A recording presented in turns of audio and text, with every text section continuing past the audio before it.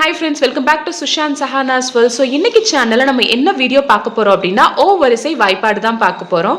அதாவது மெய்யெழுத்து கூட உயிரெழுத்தான ஓ சேரும்போது என்ன எழுத்துக்கள் பிறக்கும் அப்படின்னு தான் இந்த வீடியோல நம்ம பார்க்க போறோம். இக் அப்படிங்கிற மெய்யெழுத்து கூட ஓங்கிற உயிரெழுத்து சேரும்போது என்ன நடக்கும் அப்படின்னு பார்த்தீங்கன்னா இந்த லெட்டருக்கு மேல இருக்க புள்ளி மறைஞ்சிட்டு இந்த ஓக்கு வந்து ஒரு குறியீடு வந்து இந்த லெட்டர் முன்னாடி வந்து சேர்ந்துக்கும். ஓக்கு என்ன குறியீடு அப்படின்னு பார்த்தீங்கன்னா ஒரு ஒத்த கொம்பு ஒன்று போட்டுட்டு நடுவுல புள்ளி மறைஞ்ச இந்த எழுத்து வரும். அதுக்கப்புறம் ஒரு தொணக்கால். ஸோ இதுதான் ஓவோட குறியீடு.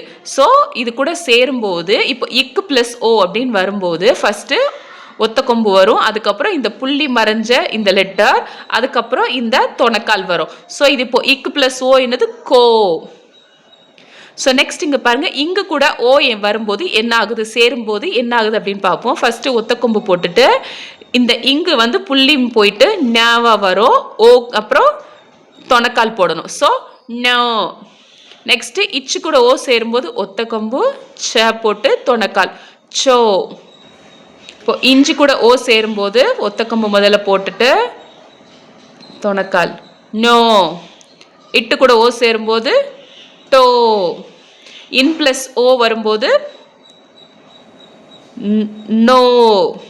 இத்து பிளஸ் ஓ தோ.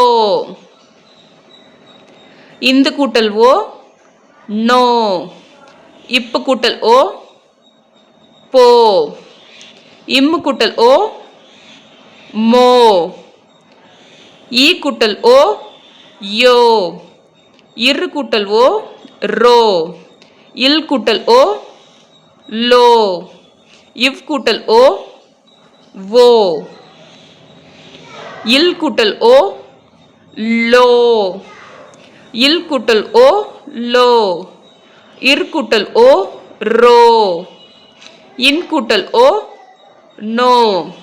ஸோ இந்த மாதிரி மெய்யெழுத்து கூட உயிரெழுத்தான ஓ சேரும்போது நம்மளுக்கு இந்த மாதிரியான உயிர்மெய் எழுத்துக்கள் பிறக்கும்.